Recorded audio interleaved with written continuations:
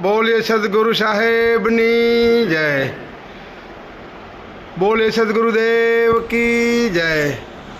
તો આજે દિયોદર પરમ પૂજ્ય સંત શ્રી નારાયણદાસ બાપુના આંગણે આપણા પરમ પૂજ્ય સંત શ્રી દિશા કાપરા આશ્રમથી શ્રી વાઘદા બાપુ પધાર્યા છે.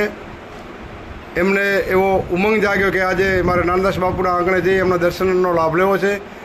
એ બાપુ પધારી નારાયણદાસના આંગણાને પાવન કર્યા. તેમજ ઝાડાથી સીતારામ બાપુ પણ પધાર્યા છે, એ પણ એમની જોડે આવ્યા છે, એટલે એમને પણ ધન્યવાદ. બાકી નારાયણદાસ બાપુનું નામ પડે ને એમને ઘરે કોઈ મહેમાન સંતો આવે એટલે સામતદાસ તો ગમે એવો મહેમાન આવે, આ તો મારા ઘરના મહેમાન છે. વાઘદાની પણ બહારનો કોઈ કસકાઠી આવડતા કોઈ પણ સંત આવે નારાયણદાસના આંગણે એટલે આપણી તો હાજરી હોય છે. ગમે તો કોમ પડતું મૂકી નારાયણદાસ બાપુના ચરણોમાં તો આવા જ છે. એ તો તમને દરેકને પબ્લિકને પણ ખ્યાલ છે, સંતોને પણ ખ્યાલ છે.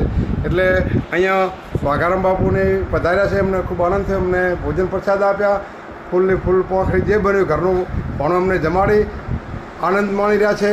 એટલે આપણે વાઘારામ બાપુને 2 મિનિટ કંઈક પૂછીએ કે કેવો આનંદ રહ્યો અહીંયા નારાયણદાસ બાપુના આંગણે. બાપુ આપણને વાહ ભાઈ વાહ, બહુ નારાયણદાસ બાપુ તો બહુ વિવેકી અને બહુ જ્ઞાની અને સેવાભાવી છે. સંત મહાપુરુષોના જે આવે એમને દાસ ભાવથી એમને ઘેર ભજન અને ભોજન એ બહુ સેવા કરી રહ્યા છે અને બહુ પ્રેમી છે. એટલે મુલાકાત પણ એમની લીધા જેવી છે અને એમના ચરણોમાં પણ ખરેખર હું તો ખૂબ આ જોઈ પહેલો વહેલો આવ્યો કૃતાર્થ બની ગયો કે ધન્યવાદ આવા સંતોને. જેમ કે જરૂર છે આ જગતની અંદર સમાજમાં આપણે જો જ્ઞાનીની જરૂર છે, દાતારીની જરૂર છે, સંતની જરૂર છે અને શૂરવીરની પણ જરૂર છે. એટલે સમાજમાં જો જ્ઞાની નહીં હોય, દાતારી નહીં હોય, શૂરવીર નહીં હોય તો એ સમાજ માનવ માત્રને કોણ પ્રેરણા આપશે? જેમ કે જનની જણે દાતાર ભક્ત કે શૂર નીતર રહેજે વોજની તારા મત ગુમાવી નૂર. એટલે ખરેખર હું નારાયણદાસ બાપુને કોટી કોટી વંદન કરું છું. આપણો પરિવાર, આપણો ખૂબ આવા સંત મહાપુરુષોનો ખૂબ એમને કાયમી આવી નવી સેવા કરતા રહી અને એમને પ્રભુ ભજનમાં પરમાત્માના નામમાં ખૂબ આવું જીવન એમનું જાય. અને બોલો સતગુરુ મહારાજ કી. સીતારામ બાપુ 2 શબ્દો આપણે પણ બોલશો. સદગુરુદેવ નારાયણદાસ બાપુ ખરેખર છે પૂજનીય છે અને એમનો એટલો અટૂટ ભાવ છે. હું તો 3 વખતથી 4 વખત આવ્યો, એમના ભજનમાં પણ આવ્યો પણ મને મોજ આવી.